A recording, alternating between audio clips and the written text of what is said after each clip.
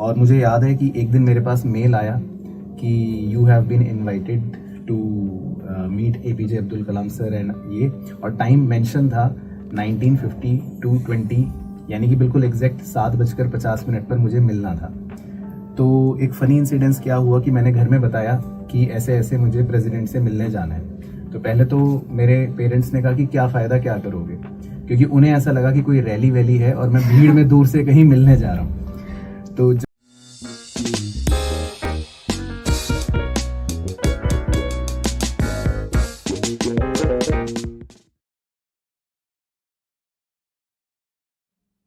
Hi everyone, I am Soumya Sinha and welcome to another episode of Withcast, the podcast vertical of With Vichar, Leo Club, University of Delhi. With Vichar एक ऐसा platform है जहां expense trekking से लेके finance management तक हम finance को simple, fun और इजी टू अंडरस्टैंड वे में आपको एक्सप्लेन करते हैं। एक बहुत ही फेमस जापानीज कॉन्सेप्ट है इकिगाई, जिसमें पैशन, प्रोफेशन, मिशन और वोकेशन को मर्ज करके एक हैप्पी और मीनिंगफुल लाइफ का रास्ता बताया गया है। बहुत ही कम ऐसे लोग होते हैं जो कि इस रास्ते पे अच्छे से चल पाते हैं और दूसरे के लिए एक इंस्पिरेशन बन पाते हैं। आज के हमारे गेस्ट इस जापानीज कॉन्सेप्ट के एपिटोम हैं। Without further ado, let me introduce you to the educator who has mentored the journey of countless students. I am talking about none other than CA Parag Gupta. Welcome to the show, sir. Thanks. It's an honor to have you on Withcast today. So before we dive in, I really want to mention a special moment from Parag sir's journey. He had the privilege of meeting the legendary Dr. APJ Abdul Kalam. So sir, please tell us more about your experience. बहुत अच्छा experience था। 26 जुलाई 2013 मुझे दिन याद है, और मैं books लिखता था काफ़ी पहले से। तो मेरे पास एक बुक मैंने लिखी थी जिसके लिए मैंने एपीजे अब्दुल कलाम की ब्लेसिंग्स लेने के लिए मैंने अप्रोच करा था कि सर ऐसे ऐसे मैंने बुक लिखी है। तो काफ़ी 1 महीने का प्रोसेस चला, और मुझे याद है कि एक दिन मेरे पास मेल आया कि you have been invited to meet APJ Abdul Kalam sir and ये, और टाइम मेंशन था 1950 to 20, यानी कि बिल्कुल एग्जैक्ट 7:50 पर मुझे मिलना था। तो एक फ़नी इंसिडेंस क्या हुआ कि मैंने घर में बताया कि ऐसे ऐसे मुझे प्रेसिडेंट से मिलने जाना है। तो पहले तो मेरे पेरेंट्स ने कहा कि क्या फ़ायदा, क्या करोगे, क्योंकि उन्हें ऐसा लगा कि कोई रैली वैली है और मैं भीड़ में दूर से कहीं मिलने जा रहा हूँ। तो जब मैं मिलने गया वहाँ पे, तो बहुत ही अच्छा एक्सपीरियंस था और बहुत ही, मैं कह सकता हूँ, एक मोटिवेशनल फीलिंग थी। क्योंकि जब मैं उनसे मिला तो उन्होंने मुझे ये बोला कि आप जो काम कर रहे हो वो बहुत अच्छा कर रहे हो और वो आप करते रहो। तो वो मेरे लिए एक बहुत बड़ा मोमेंट था, और अभी तक मुझे याद है वो, मतलब लाइफ में मेरा एक सबसे बिगेस्ट मोमेंट मैं मानता हूँ। तो एक बहुत ही अच्छा, अमेजिंग, कह सकता हूँ, मोटिवेशनल मोमेंट था मेरी लाइफ का। Yes sir. सर ऐसे आइकॉनिक फिगर से आपको रिकॉग्निशन मिली है, that's the testament to the journey, the impact that you're making on a student's journey. So really sir, that's really a big thing. Okay, so sir, I want to start with a question that what was your CA journey like? आपने कैसे decide किया कि आपको CA करना है? Okay, so basically CA करना है, ये मेरा डिसीजन आफ्टर क्लास 10th में बोल सकता हूँ कि थोड़ा थोड़ा आया मेरा। जब मैं क्लास 10th में था तो पहले मेरा एम था कि मुझे आर्मी में जाना है। तो मैं पहले आर्मी में जाने के लिए मैंने एक छोटा सा एग्जाम भी होता है वो भी दिया, बट मेरे वो क्लियर नहीं हुआ। तो फिर मेरे ग्रैंडफादर ने मुझे बताया कि CA करके भी एक कोर्स होता है, और उसके बारे में मुझे डिटेल दी। और जब मैंने उसके बारे में सुना कि ये तो बहुत अच्छा कोर्स है और इसमें इज्जत भी मिलती है, पैसा भी मिलता है, तो मेरा इंक्लिनेशन हो गया कि ठीक है, अब कॉमर्स लेकर हम CA करेंगे। तो वहाँ से पहली बार CA के बारे में मैंने सुना, और फिर जब मैंने क्लास 11th में कॉमर्स की स्टडीज शुरू करी, और फिर कहीं से मुझे किसी ने बताया कि आप अच्छे कॉलेज में जा सकते हो और अपने CA को अगर कंप्लीट करते हो तो आपका एक बहुत अच्छी डिग्री आपको मिल जाएगी, जिसके बाद आपकी लाइफ सेट है। तो वो एक पहला थॉट था जो मेरे मन में आया कि मुझे CA करना है और CA बनना है, और उसके बाद फिर मैंने उसी को अपना गोल बना लिया था अगले 5-6 साल के। अच्छा सर, सो इससे मुझे नेक्स्ट क्वेश्चन भी पूछना है आपसे कि आप भी हम सब की तरह दिल्ली यूनिवर्सिटी के एक स्टूडेंट रहे, हंसराज कॉलेज के। तो सर उस एक्सपीरियंस के बारे में बताइए, और कैसे उस हंसराज कॉलेज ने आपके जर्नी को शेप किया। बिल्कुल, ये मैं बिल्कुल आपकी तरह ही DU का ही स्टूडेंट हूँ, हंसराज कॉलेज का। तो हंसराज कॉलेज में रिसेंटली जब गया भी था अभी, और कई बार गया हूँ, तो पहली बात तो ये कि बहुत ही ज़्यादा ऐसी फीलिंग आती है कि कल की ही बात है। अपने सारे कॉलेज के डेज याद आ जाते हैं, सारी मस्ती याद आ जाती है। लेकिन जो सेकंड पार्ट आपका क्वेश्चन का है कि मेरे फ्यूचर को कैसे शेप इन करा हंसराज ने, वो मैं बता देता हूँ। जब मैं हंसराज कॉलेज गया तो वहाँ पर मुझे जो मेरा फ्रेंड सर्कल मिला, जो लोग मुझे मिले, वो काफ़ी ज़्यादा मुझे लगता था मेरे से बेटर हैं, मेरे से अच्छे हैं। उस चीज़ ने मुझे पुश करा कि मुझे भी अब कुछ अच्छा करना पड़ेगा। जैसे मैं एक एग्जांपल देता हूँ, मेरे फ्रेंड सर्कल में सब सीए की प्रिपरेशन करते थे मेरे दोस्त, तो मैं ये देखता था कि मैं सबसे कम प्रिपेयर कर रहा हूँ, मैं सबसे कम पढ़ता हूँ, ये काफ़ी एफर्ट्स डाल रहे हैं। तो इस चीज़ ने मुझे भी पुश करा कि यार ये सब पास हो जाएंगे, मैं फेल हो जाऊंगा तो कहीं मेरी बेइज्जती ना हो जाए। तो इस डर के चक्कर में, अपने पीयर प्रेशर के चक्कर में ही मेरा लेवल अप हो गया। और 3 साल जो हंसराज के अंदर हमने चीज़ें सीखी, एक्सप्लोर करी, कॉलेज लाइफ ने जो हमें चीज़ें सिखाई, वो स्ट्रगल्स, वो सारी लर्निंग्स हमारी लाइफ में अभी तक काम आते हैं। तो कॉलेज एक बहुत बड़ा रोल प्ले करता है हमारी ओवरऑल ग्रूमिंग में, तो ये बात डेफिनेटली है। और उस कॉलेज लाइफ ने ही मेरे प्रोफेशन में, और मैं कह सकता हूँ, 4 चांद लगाए, क्योंकि मैं जब सीए बना तो बाकी सारी चीज़ें जो थी, हमारे कम्युनिकेशन स्किल्स या प्रेजेंटेशन स्किल्स, वो चीज़ें हमारी कॉलेज लाइफ से बेटर हुई थी। तो कहीं ना कहीं कॉलेज लाइफ का एक बहुत बड़ा और इम्पोर्टेंट रोल था। मतलब वो डेडिकेशन और पैशन को बूस्ट मिला हंसराज कॉलेज। बिल्कुल बूस्ट मिला, और मेरा जो लेवल था वो अपने आप बढ़ गया पीयर्स की वजह से। तो राइट पीयर ग्रुप हमें चुनना भी it's a very big thing, कि हम किसको चुन रहे हैं। बिल्कुल, क्योंकि एक कहावत भी है ना कि आप you are 80% of your friend circle. तो आपके जो टॉप 5 दोस्त होते हैं, आप उन्हीं का 80% रिफ्लेक्ट करते हैं। तो अपने फ्रेंड सर्कल को भी वाइजली चूज करना बहुत इंपॉर्टेंट होता है। That's something to take a note of. Okay. So sir, अगर एक बच्चा कंफ्यूज है कि उसे MBA करना चाहिए या फिर प्रोफेशनल कोर्सेज में जानी चाहिए, तो what are the key factors that one should keep in mind before making a decision? I would say MBA अगर करना है तो ऑब्वियसली MBA तो अब हम आज के ज़माने में MBA is kind of A requirement अगर हमें कॉर्पोरेट में जाना है। But professional courses is more of hardcore knowledge. Let's say अगर मेरा आज एम है कि मुझे अपना एक फर्म स्टार्ट करनी है, मुझे अपना एक बिजनेस शुरू करना है, अपना प्रैक्टिस शुरू करना है, तो I would stick to a professional course. मैं उसमें एक्सपीरियंस लूँगा, उसमें और ज़्यादा अपने आप को बेहतर बनाऊँगा। बट इफ़ मेरा एम है कि मुझे कॉर्पोरेट में जाना है, कॉर्पोरेट में अच्छा करना है, ऊपर तक जाना है, CEO CFO बनना है, तब आई वुड प्रेफर कि मैं MBA जरूर करूं। बिकॉज MBA के अंदर मैनेजमेंट स्किल्स हमें सिखाई जाती हैं। और किसी भी ऑर्गेनाइजेशन में अगर मुझे ऊपर तक पहुंचना है तो मेरे पास मैनेजमेंट स्किल्स होनी चाहिए। तो डिसीजन लेने से पहले हमें अपना गोल क्लियर करना बहुत जरूरी है, क्योंकि जब हम अपना गोल क्लियर करते हैं तो उसी हिसाब से अपने डायरेक्शन को फिर आगे लेकर चलते हैं। सही बात है। So it was an eye opener advice and it's so important, but हमें ये बताया ही नहीं जाता है कि हम क्या सोच के अपनी करियर को चुने। Right. So it's very crucial but often we neglected. बिल्कुल, क्योंकि बच्चे मैं एक सजेशन यही देना चाहूंगा कि भेड़ चाल में कई बार बहुत ज्यादा चलते हैं कि सब लोग ये कर रहे हैं तो मैं भी कर लेता हूँ, बट ऐसा नहीं है, क्योंकि सबका गोल अलग होता है। तो हमें पहले अपना गोल डिसाइड करना चाहिए और अपने गोल के हिसाब से ही फिर अपना पाथ प्लान करना चाहिए। यस सो कोई भी सीए स्टूडेंट या कोई भी स्टूडेंट के लिए टाइम मैनेजमेंट एक बड़ा चैलेंज रहता है। कॉलेज देखें, पर्सनल लाइफ देखें या अपनी स्टडीज देखें, तो आपके हिसाब से what is that one piece of advice that you would like to give to the students to manage their study effectively while also staying stress free? Right, बहुत जरूरी है। आज टाइम मैनेजमेंट करना बहुत ज्यादा जरूरी है। हमारे टाइम पे मुझे लगता है फिर भी शायद डिस्ट्रैक्शन अलग तरह के थे लेकिन कम थे। आज डिस्ट्रैक्शंस भी थोड़ा ज्यादा हैं और मल्टीपल चीजें भी ज्यादा हैं। कॉलेज के अंदर मुझे याद है हम सिर्फ सीए की पढ़ाई पर फोकस कर पाते थे, बाकी चीजें कट आउट थी। लेकिन आज कॉलेज के अंदर सोसाइटीज भी हैं, एकेडमिक सोसाइटीज भी हैं, असाइनमेंट्स बढ़ गए हैं, सेमेस्टर्स बढ़ गए हैं और फिर साथ में अगर प्रोफेशनल कोर्स करना है तो उसका भी प्रेशर रहता है। तो टाइम मैनेजमेंट के लिए सबसे बेस्ट टिप मेरे को जो लगती है, जो मेरे लिए काम करती है, वो ये कि हम अपने टास्क को हमें लिखना चाहिए कि हमारे टास्क क्या हैं। और सबसे इंपॉर्टेंट होता है एक प्रायोरिटी लिस्ट बनाना कि आज अगर मेरे में टास्क लिख रहा हूं तो उसमें टॉप प्रायोरिटी के टास्क कौन कौन से हैं, कौन से ऐसे हैं जो कम रेलिवेंट है, कौन से ऐसे हैं जो बहुत कम रेलिवेंट है। तो जब हमें प्रायोरिटी लिस्ट अपनी पता चल जाती है फिर उनके आगे हमें लिखना चाहिए कि टाइम टेकन कितना इसमें लगेगा। वो टाइम टेकन लिखने के बाद हमारे पिक्चर क्लियर हो जाती है। लेट्स से मैंने 5 टास्क लिखे और मुझे पता है कि इन 5 टास्क में टोटल टाइम मुझे 8 आवर्स का लगेगा। तो अब मैं अपने पूरे दिन को उस 8 आवर्स के अंदर अच्छे से डिवाइड करके प्लान कर सकता हूँ कि 2 घंटे ये करूंगा, फिर उसके बाद चलो मैं रिलैक्स करूंगा, फिर 2 घंटे करूंगा या फिर रिलैक्स करूंगा।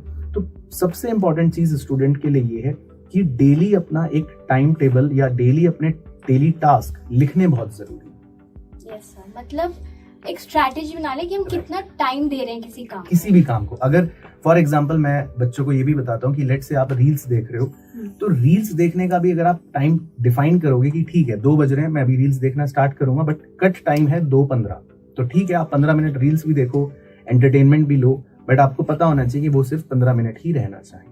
तो हर चीज जितना डिफाइंड होगी, टाइम मैनेज उतना आसान हो जाएगा। और जो सेकंड चीज आपने पूछी कि स्ट्रेस ना हो, उसका एक बेसिक मंत्र है कि जब हम रिजल्ट के बारे में नहीं सोचते, द फियर ऑफ फेलियर इसको बोलते हैं, जब हम उसको एलिमिनेट कर देते हैं तो हमारी लाइफ कहीं ना कहीं स्ट्रेस फ्री हो जाती है। क्योंकि स्टूडेंट लाइफ में स्ट्रेस इसी चीज का होता है कि जो मैं कर रहा हूं, अगर मैं वो अच्छे से ना कर पाऊं, अगर मैं फेल हो जाऊं या मैं अपने सपने पूरे ना कर पाऊं तो क्या होगा। तो ज्यादातर स्ट्रेस बच्चों को सिर्फ फेलियर का होता है। तो उनको मैं यही बोलना चाहूंगा कि सिर्फ ट्रस्ट द प्रोसेस को ट्रस्ट करें और रिजल्ट की चिंता ना करें। और ये तो भगवान कृष्ण ने भी भागवत गीता में बोला है कि आप बस कर्म करो, फल की इच्छा मत करो। तो मूल मंत्र वही है, स्ट्रेस फ्री रहने का। सर बहुत सही बोला आपने, क्योंकि हम ना ये ओवरलुक कर देते हैं कि अरे हम तो आराम से इंस्टाग्राम चलाते हैं, एक दिन चला लेते हैं, अगले दिन पढ़ लेंगे, तो वो मैनेज हम नहीं कर पाते। हम सोचते हैं अभी आज के दिन पढ़ लेते हैं ना, कल से शुरू करेंगे, कल पूरे दिन पढ़ाई करेंगे। बिल्कुल। तो और इसमें एक चीज कई बार ये भी होती है, हम सोचते हैं कि ठीक है मैं शायद 3 बजे पढ़ने बैठूंगा, घड़ी में देखा अरे 3:05 हो गए, तो हम सोचते हैं चलो अब ऐसा करता हूँ 3:30 शार्प शुरू करूंगा। तो हम वो 25 मिनट सिर्फ राउंड फिगर के चक्कर में खराब कर देते हैं। और अगर 3:30 का 3:32 भी हो गया तो फिर हम सोचेंगे अब मैं एग्जैक्ट राउंड फिगर 4 पे शुरू करूंगा। तो हमको ये नहीं सोचना चाहिए। तो हर चीज अगर डिफाइंड होगी, टाइम डिफाइंड होगा, तो हम अपने टाइम को बहुत अच्छे से मैनेज कर पाएंगे। सर हमें बहुत बोला जाता है स्टार्ट इन्वेस्टिंग अर्ली, बट हमें पता ही नहीं है the how, where and what of investing. तो what are the key pointers जो आप हमें देना चाहेंगे या स्टूडेंट को देना चाहेंगे who is trying to start with their investing journey? ठीक है, ये बहुत अच्छा क्वेश्चन है, क्योंकि आज हम फाइनेंशियल लिटरेसी की बात करते हैं, पर उसके बारे में बहुत ज्यादा बच्चों को नहीं पता होता, या फिर स्टार्ट कैसे करना है नहीं पता होता। तो मैं पहले छोटा सा बताता हूँ कि मैंने कैसे शुरू करा था। जब मैं क्लास 12th में भी था, तो मुझे किसी ने बताया स्टॉक मार्केट के बारे में। तो सबसे पहले तो मैंने स्टॉक मार्केट जब देखा और मैंने किसी शेयर के बारे में देखा कि क्या हो रहा है, प्राइस ऊपर नीचे जा रहा है, प्राइस चेंज हो रहा है, क्या हो रहा है, तब मुझे समझ नहीं थी। लेकिन over a period of time gradually मेरी सीए की जर्नी में मेरी नॉलेज, फिर उसके बाद मैंने आईसीआईसी बैंक में कैपिटल मार्केट्स डिवीजन में काम करा, वहां का 1.5 साल का मेरा एक्सपीरियंस मुझे बहुत हेल्प करी।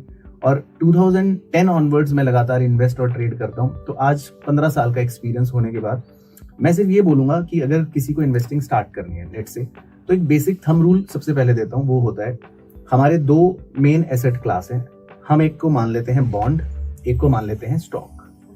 बॉन्ड एक ऐसा एसेट क्लास है जिसमें आप पैसा इन्वेस्ट करते हो तो आपको फिक्स्ड रिटर्न मिलता है और वो कम रिस्की होता है।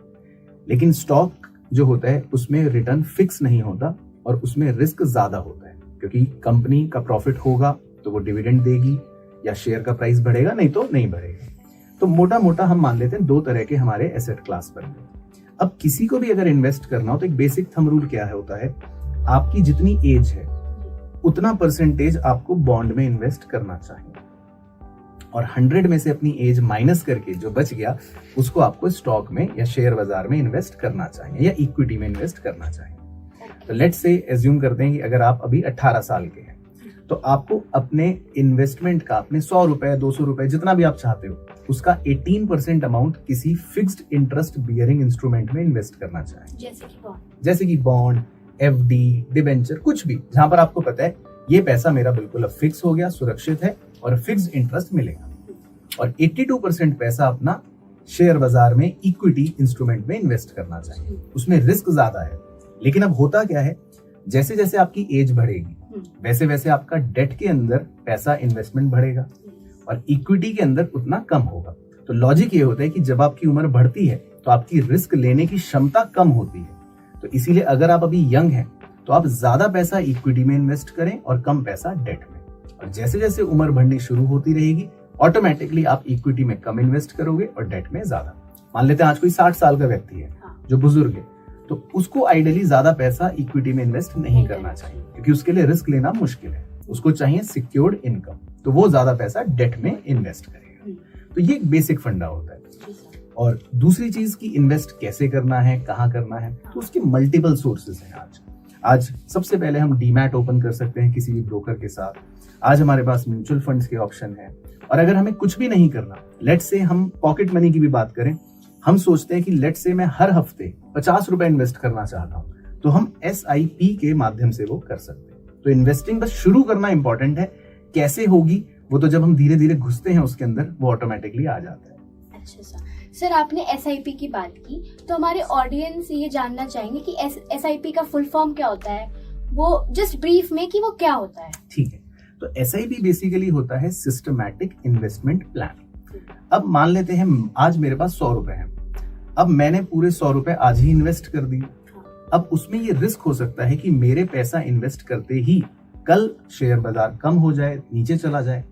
तो हम क्या करते हैं, इन्वेस्टमेंट को एक हैबिट बना लेते हैं। तो हम अपने पैसे को एक साथ इन्वेस्ट ना करके हम सोचते हैं कि चलो मैं हर हफ्ते 10 रुपए इन्वेस्ट करता रहूंगा। तो ये मैंने एक सिस्टम बना लिया, तो इसीलिए इसका नाम पड़ गया सिस्टमैटिक इन्वेस्टमेंट प्लान, कि मैं हर हफ्ते 10 रुपए इन्वेस्ट करूंगा या मैं हर महीने 100 रुपए इन्वेस्ट करूंगा। तो इस प्लान का नाम इसीलिए होता है सिस्टमैटिक इन्वेस्टमेंट प्लान। अच्छा, अब इसमें कंटिन्यूएशन भी सिखा देता हूँ अपनी ऑडियंस को कि जब हम इन्वेस्ट करने का सोचते हैं तो अब आपको नहीं पता मैं कहाँ इन्वेस्ट करूं, मुझे नहीं पता मैं कहाँ इन्वेस्ट करूं, तो यहाँ पर रोल आता है हमारे म्यूचुअल फंड्स का या फंड मैनेजर्स का। ये कह सकते हैं सिंपल भाषा में कुछ बहुत ही महान बुद्धिजीवी हैं जो खुद दिमाग लगाते हैं। हमें सिर्फ अपना 100 रुपए उन्हें देना है और वो खुद अच्छे अच्छे शेयर्स खुद सेलेक्ट करके हमारे पैसे को वहां पर लगा देते हैं। हाँ, इसके वो कुछ पैसे जरूर लेते हैं, फीस लेते हैं, लेकिन हमें पता होता है कि हमारा पैसा हमसे ज्यादा किसी दिमागदार आदमी ने अच्छी जगह इन्वेस्ट करा है। तो वहां पर कॉन्सेप्ट म्यूचुअल फंड का आ जाता है। तो बहुत सारे म्यूचुअल फंड्स हैं, बहुत सारे फंड मैनेजर्स हैं जो इस तरह की अपनी सुविधाएं देते हैं। तो ये बेसिक स्टेप है स्टार्ट करने का। Okay sir, that's really a valuable piece of advice जो हमें सीधे CA पराग गुप्ता सर से मिला है। ओके, सो हम जानना चाहेंगे कि nowadays AI and automation are transforming the finance industry. So in the coming years, how will be the role of CAs and finance professionals be adapting to the changing landscape? बिल्कुल, बहुत अच्छा question है, क्योंकि बीच में इस चीज को लेकर बहुत लोगों में डर था। मेरे पास इतनी क्वेरीज आती थी कि सर अब हम CA कहीं छोड़ तो ना दें, क्योंकि AI के आने के बाद CA की जॉब्स का क्या होने वाला है। बट बहुत ही सिंपल आंसर है। मैं सबको ये बोलना चाहूंगा कि AI में हमको डरने की जरूरत नहीं है। लेट्स से अगर मैं एक CA हूँ, मुझे सिर्फ ये सीखना है, मुझे सिर्फ ये अडेप्ट करना है कि मैं AI को प्रॉम्प्ट कैसे दूं। अगर मैं वो चीज सीख लूंगा तो AI डेफिनेटली मेरे लिए एक बहुत बड़ा टूल है, बहुत अच्छा टूल है। फॉर एग्जाम्पल, मैं एक छोटे से एग्जाम्पल से समझा देता हूँ। मैं एक CA हूँ, लेट्स से मैं अपने क्लाइंट के लिए कुछ काम कर रहा हूँ। अब उस काम को करने में मुझे कुछ चीजों में बीच बीच में प्रॉब्लम्स आएंगी। उन प्रॉब्लम्स के सॉल्यूशन अगर मैं मैन्युअली सॉल्व करता हूं तो बहुत टाइम लगेगा। तो मैं उन प्रॉब्लम्स को सॉल्व करने के लिए क्या कर सकता हूं, AI टूल की हेल्प ले सकता हूं। तो मैंने क्या करा, मैंने अपनी स्किल में AI को इनकॉर्पोरेट कर लिया और अपने प्रोसेस को बहुत फास्ट बना लिया। तो पॉइंट ये है कि AI मुझे रिप्लेस ना कर पाए, मैं AI को एज ए टूल यूज करूं। तो बेसिक फंडा हमको यही रखना है। तो मैं लॉन्गर फ्यूचर में भी यही देख रहा हूँ, जितने चेंजेस फाइनेंस वर्ल्ड में आ रहे हैं, CA के अंदर या किसी भी प्रोफेशनल कोर्स के अंदर आ रहे हैं। इनफैक्ट अब तो AI की स्टडीज भी करिकुलम बनाकर बहुत सारे प्रोफेशनल कोर्सेज में सिखाई जा रही है। तो अगर हम ये सीख लेंगे कि हमें AI को प्रॉम्प्ट कैसा देना है, तो वो कहीं ना कहीं मुझे लगता है हमारी स्किल को बढ़ाएगा। और अगर हम कोई भी प्रोफेशनल है तो वो हमारे एक तरह से प्रोफेशनल वैल्यू को बढ़ाएगा। ओके, तो sir to sum it up, हम ये बोल सकते हैं neither do we have to avoid it और neither do we have to be too much dependent on it. Exactly. We have to leverage the use of AI. Use of AI, right? Yeah. उसे balance way में हम अपने लिए use करें, अपने advantage के लिए। Right, it is a kind of, जैसे पहले कैलकुलेटर्स आए, मोबाइल्स आए, ये सब टूल्स हैं तो जिनको हमने अपनी सुविधा के अनुसार अपने कन्वीनियंस के लिए यूज करा। That's the same way AI should be used. Okay, thank you sir. Sir एक और क्वेश्चन मेरे दिमाग में अभी आ रहा है कि स्टूडेंट्स जो है ना वो आजकल एंटरप्रेन्योरशिप वर्ड से काफी ज्यादा फैसिनेटेड है। शार्क टैंक इंडिया हमारे शो इतना फेमस हो रहा है, तो स्टूडेंट्स को ये डाउट रहता है कि हम एकेडमिक्स के साथ अपनी एंटरप्रेन्योर जर्नी को कैसे शुरू करें, कैसे उसे कंटिन्यू करें और कौन से मार्केट को केटर करें? राइट। सो इस पे आप कुछ कहना? ये बहुत मतलब अच्छा क्वेश्चन है। पहली बात तो शार्क टैंक के आने के बाद से सबको क्रेज है और अच्छी बात है। मैं पहले अपना एक पर्सनल एक्सपीरियंस छोटा सा शेयर कर देता हूँ एंटरप्रेन्योर जर्नी के बारे में। जब बात आई है, मैं जब 7th या 8th क्लास में था तो मुझे याद है मैं पढ़ाई में थोड़ा अच्छा था एज कम्पेयर टू अपनी क्लास के बच्चों से। तो हमें क्लास में हिंदी का, संस्कृत का होमवर्क मिलता था, तो मैं वो होमवर्क अच्छे से टाइम से अपना कंप्लीट करता था। तो मेरे दोस्त मुझे कहते थे, जो नालायक दोस्त थे सारे, कि मेरे को अपना रजिस्टर दे दो पराग, हमें भी आंसर चेपना है, नहीं तो मैडम बहुत मारेंगी आज। तो मैं उनसे, मुझे याद है, 1 या 2 रुपए लेता था कि मैं देखो आंसर दिखाऊंगा तो मैं पूरा होमवर्क, लेकिन मेरे को 2 रुपए चाहिए, या मुझे छुट्टी के बाद वो 2 रुपए वाली आइसक्रीम दिलवाना। ठीक है। तो पॉइंट ये है कि मैंने उस समय, मुझे नहीं पता था कि मैं कुछ कर रहा हूँ, बिजनेस कर रहा हूँ, लेकिन मेरे को अब लगता है कि मैंने क्या करा, मैंने अपनी एक अच्छी चीज को, अपनी एक स्किल को मोनेटाइज कर दिया। सेम वे अब जब हम स्टूडेंट है और आज हमें कोई भी चीज करनी है, लेट्स से हमें अपनी एंटरप्रेन्योरशिप जर्नी स्टार्ट करनी है, तो एंटरप्रेन्योरशिप में सबसे पहला स्टेप हम बोलते हैं इनोवेशन, है ना, या हम बोलते हैं कि कस्टमर की रिक्वायरमेंट क्या है उसको समझना, किस मार्केट में जाना है। वो आज इतने मार्केट्स अवेलेबल हैं, लेकिन अगर मैं अपने पहले स्किल को समझूं और मार्केट की डिमांड को समझूं, अगर मैं उसको सिंक कर पा रहा हूं, तो मुझे लगता है कि हम अच्छा प्रोडक्ट और उस चीज को अच्छे से कर पाते हैं। तो बच्चों के लिए मैं यही सजेशन दूंगा कि आप एक्सप्लोर करें, और यही उम्र होती है कि जिसमें आप मल्टीपल चीजें ट्राई कर सकते हैं, क्योंकि अभी रिस्क टेकिंग एबिलिटी बहुत ज्यादा है। और एंटरप्रेन्योर जर्नी के अंदर फेलियर्स जो होते हैं वो सिर्फ एक तरह से, मैं कहता हूँ, स्टेपिंग स्टोन होते हैं, जिससे हम सिर्फ सीखते हैं। और बहुत सारी चीजें एक्सेल शीट पे जब हम बनाते हैं तो बहुत अच्छी लगती हैं, उसमें ऐसा लगता है कि हम 1 साल बाद ही इलॉन मस्क को पार कर जाएंगे, लेकिन जब एक्चुअल में उतरते हैं मैदान में, अपने प्रोडक्ट के साथ काम करते हैं, आगे बढ़ते हैं, तो रियल प्रॉब्लम्स आती हैं, और वो रियल प्रॉब्लम्स को सॉल्व करने में ही आप अपने आप को अच्छा बना पाते हो या अपने प्रोडक्ट को बेहतर बना पाते हो। तो एक्चुअल जर्नी करने के बाद ही शुरू होती है या सीखने को मिलती है। तो बच्चों को मैं सिंपल सा फंडा, सारी बात को समाप्त करके बोलना चाहूंगा कि अगर आपका मन है करने का तो बिल्कुल ट्राई करें, करके देखें, और जब प्रॉब्लम्स आनी शुरू होंगी तो हर प्रॉब्लम का आप सॉल्यूशन ढूंढो। तो जैसे जैसे प्रॉब्लम आई वैसे वैसे सॉल्यूशन ढूंढते ढूंढते आप आगे बढ़ते रहोगे, तो automatically over a period of 1 year आप आगे बढ़ जाओगे, और कम से कम लर्निंग इतनी हो जाएगी, तो या तो आप उसी प्रोडक्ट को कंटिन्यू कर पाओगे, नहीं तो इतना सीख जाओगे कि ये नहीं तो कुछ और। तो ये बच्चों के लिए बहुत ज्यादा जरूरी है। सर, जैसे आपने बोला कि आप जब छोटे थे तो आपने अपने नोट्स को, डिमांड को केटर किया था, वैसे ही अभी भी हम बच्चों में आपके नोट्स का बहुत ज्यादा डिमांड है। It's very coveted. जो आपके नोट्स होते हैं, they are so simple and so concise कि एक बार मतलब वी गो थ्रू, हमें वो पूरी चैप्टर पढ़ने की जरूरत ही नहीं है। द पिक्टोरियल रिप्रेजेंटेशन, जो कॉन्सेप्ट क्लियर होता है। So I want to add that आपने हमें 12th में मनी एंड बैंकिंग पढ़ाई थी, तो उसमें जो कॉन्सेप्ट्स आते थे, CRR, SLR, open market operations, काफी ज्यादा कंफ्यूजन है कि कब बढ़ेगा, कौन सा क्या घटेगा, तो उसमें डायग्राम्स बनाए थे। और फिर शाहरुख खान और सलमान खान के जो एग्जांपल्स अभी तक आपने जो दिए थे क्रेडिट क्रिएशन में, इतने साल हो गए बट मुझे अभी तक याद है।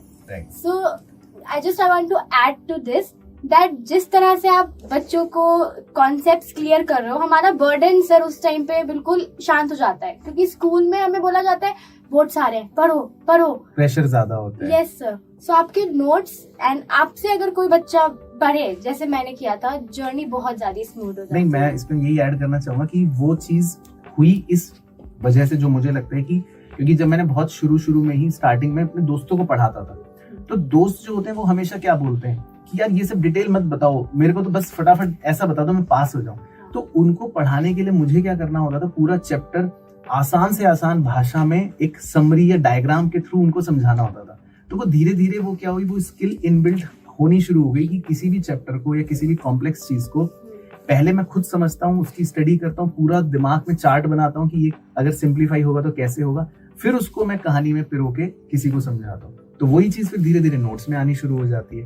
तो इसीलिए वो चीज बच्चों को इतना पसंद आती है कि नोट्स सिंपल लग रहे हैं और विद डायग्राम लग रहे हैं। और बाय गॉड ग्रेस मेरी राइटिंग अच्छी है, ड्राइंग अच्छी है, तो वो चीजें और अच्छी लगती है, प्रेजेंटेबल लगती है। तो ये चीज बच्चे खुद भी कर सकते हैं जब वो अपने नोट्स बनाएं, तो जितना प्रेजेंटेबल तरीके से बनाएंगे और इजी लैंग्वेज से, तो वो एग्जाम तक रिटेन रहते हैं। Note taking skills. So shifting gears a bit, we want to know that how does a day in your life look like? Like, how do you structure your day for maximum productivity? ठीक है, तो वैसे तो depend करता है बहुत, क्योंकि हमारा सीजनल रहता है। कभी किसी सीजन में प्रेशर ज्यादा है, एग्जाम है तो ज्यादा टाइम एंगेज हो रहा है, एग्जाम नहीं है तो अलग तरह का शेड्यूल रहता है। लेकिन मोटा मोटा मेरा स्ट्रक्चर यही रहता है कि सुबह मैं जल्दी उठता हूँ, शुरू से हैबिट है। तो सुबह जल्दी उठ के कुछ ना कुछ कोशिश रहती है फिजिकल एक्टिविटी जरूर करूँ। तो मुझे खेल कूद का थोड़ा शौक है, तो मैं 1 घंटा अपना सुबह का कुछ ना कुछ फिजिकल एक्टिविटी में कोशिश करता हूँ जरूर दूँ। उसके बाद ब्रेकफास्ट करके नॉर्मल, फिर मेरी क्लासेस का टाइम रहता है मॉर्निंग में, तो मॉर्निंग में क्लासेस बैक टू बैक चलती हैं। फिर उसके बाद दिन का जो आफ्टरनून का टाइम मिलता है उसमें मैं अपने जो भी छोटे मोटे काम होते हैं जो मुझे पता है अपनी नेक्स्ट क्लास से पहले अगर करने हैं, या फिर कोई और चीज ऐसी है, कोई प्रोडक्ट पे हमें इम्प्रूवमेंट करनी है, या कोई टीम मीटिंग्स हैं, वो सब मैं दिन में करके रखता हूँ। एंड देन शाम को भी, क्योंकि हमारा टीचर की लाइफ में तो आप देखोगे 50% टाइम तो क्लासेस में ही चला जाता है, तो शाम का टाइम भी क्लासेस में चला जाता है। बट हाँ, शाम के बाद मैंने ये रूल है कि शाम को जब आखिरी क्लास खत्म हो गई तो उसके बाद मैं बस फिर घर जाके कोशिश करता हूँ कुछ भी काम से रिलेटेड चीज ना करूँ। फिर वो रिलैक्स टाइम, फैमिली टाइम, आराम से बैठते हैं, खाते हैं, और अगले दिन का अगर कुछ बड़ा प्लान है तो उसके बारे में लिख लेता हूँ, नहीं तो फिर सो जाते हैं। So connecting to the points we discussed, सब बैलेंस करना है, personal life, studies and professional. Yes, sir. Okay, sir. So thank you so much, sir. Thank you so much. Yes, sir. So that was the end of our episode. So, sir, I really want to say that the session was really enlightening for all of us. Thank you so much for joining us. But before we wrap it, what is the one golden advice that you would like to give to our viewers? Okay, तो viewers को यही बोलना चाहूंगा कि मैं मान के चल रहा हूँ सभी स्टूडेंट एज में होंगे, कि आप सबसे पहली चीज तो कि आपको अपने ऊपर पूरा विश्वास रखना है, बिलीव इन योरसेल्फ। क्योंकि बहुत बार लाइफ में ऐसे मोमेंट्स आएंगे जब आप इनसिक्योर फील करते हो किसी भी चीज को लेकर, कि ये हमसे बेटर है, ये हमसे किसी चीज में ज्यादा अच्छा है। लेकिन डीप डाउन हमें अपने मन में ये सोचना है कि नहीं, मैं भी कर सकता हूँ, या मैं भी बहुत अच्छा हूँ, और हर कोई यूनिक है। तो भगवान ने अगर मुझे यहाँ पर भेजा है ये बनाकर, तो ऑब्वियसली कुछ सोच के ही करा होगा। तो सबसे पहले अपने ऊपर विश्वास रखना है। दूसरी सबसे इंपॉर्टेंट चीज, जिस उम्र में आप हैं, आपको ये सोचना है कि अगले 10 साल आप अपनी लाइफ को अगर एक डायरेक्शन देंगे तो आप कुछ भी कर सकते हैं। सबसे बड़ी चीज ये, आप अगर सोचते हैं मुझे देश का प्रधानमंत्री बनना है, तो आप वो भी बन सकते हैं, गिवन दैट कि आप अगले 10 साल उसी डायरेक्शन में काम करें। तो ये आपका सबसे बड़ा गोल्डन पीरियड है, मैं बोलना चाहूंगा बच्चों का। और अपनी लाइफ का एक गोल सेट कर लें, जिसको मैं बोल सकते हैं आप ड्रीम बना लें, और उस ड्रीम को बस चेस करें, और डेफिनेटली 101% वो सपने जरूर पूरे होते हैं। तो सबको बस यही 2-3 चीजें बोलना चाहूंगा एंड बेस्ट विशेस देना चाहूंगा। Thank you, sir. A priceless advice indeed. Thank you so much, sir, for joining us for your valuable time.